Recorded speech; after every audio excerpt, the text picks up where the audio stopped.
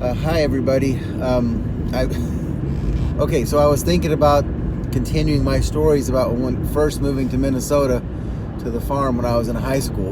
And so this one, and anybody who knows me will know that I am uncomfortable discussing potty things. Always have been. I assume always will be at my age. I don't care for fart jokes. I don't care for poop jokes or anything like that. And it's probably not a good thing. I mean, it's probably, but anyway, we can unpack that psychologically some other time. But anyway, so as I said in the video that I posted yesterday, when Papa Doug and I first went to Minnesota, we were basically homeless, living on their farm in a tent. And so, of course, there were no bathroom facilities. So when you had to go to the bathroom, you had to go outside, which most of the time, frankly, as a man, is a pretty easy thing to do. However, when you have to go poop, it's more complicated and takes longer. And so just imagine that in order to do that on a regular basis, you had to go outside in the weeds, in the woods, whatever, to do this.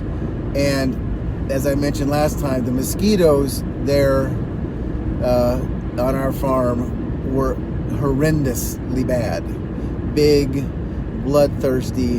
And so going outside to do that when you had to be outside with your pants down was really, really, really uncomfortable because of the mosquitoes. So Papa Doug found out about this house that was a few miles away from us that I'm not going to say was abandoned, but it was empty. And the man who owned it, I think, lived in the cities or something, and he wanted someone to stay in the house because he didn't like the idea of it sitting there abandoned. I think he had rented it out before.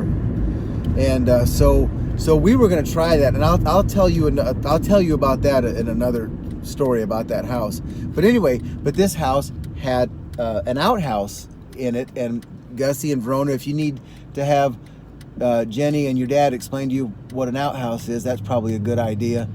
But anyhow, there was an outhouse on that place that wasn't being used because it did have indoor plumbing and running water and everything, but it had probably been put there when the house had first been built. So Papa Doug asked this man, could we have his outhouse? So, and he said yes. So, and I'm trying to remember, I don't think we had a pickup truck. I think, well, we must have, okay, all right, I remember now. So we loaded, the two of us loaded that outhouse on the back of that farm truck and hauled it back to our farm. And, you know, outhouses are kind of funny things because, you know, they're bathrooms. And so we had to haul this down the road on the back of the truck. Anyway, I don't know, it just strikes me as kind of funny now as I think about it. But anyway, so fortunately we got that outhouse, and we were able to then do our business in relative comfort and protected from most of the mosquitoes. It wasn't quite so bad.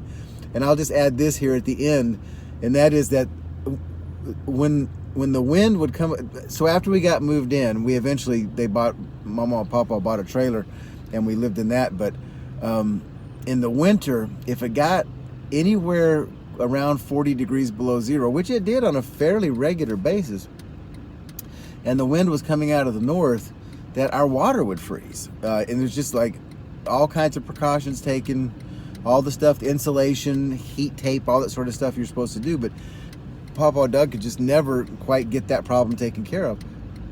And so if you had to go in the winter and the water was frozen, you were really, really thankful for that outhouse, because going to the outhouse when it's 42 degrees below zero is bad. But having to go outside without an outhouse when it's 42 degrees below zero is much, much worse. Okay, that's my story for today. I'm going to get a haircut now because I let my hair get out of control again. Love you.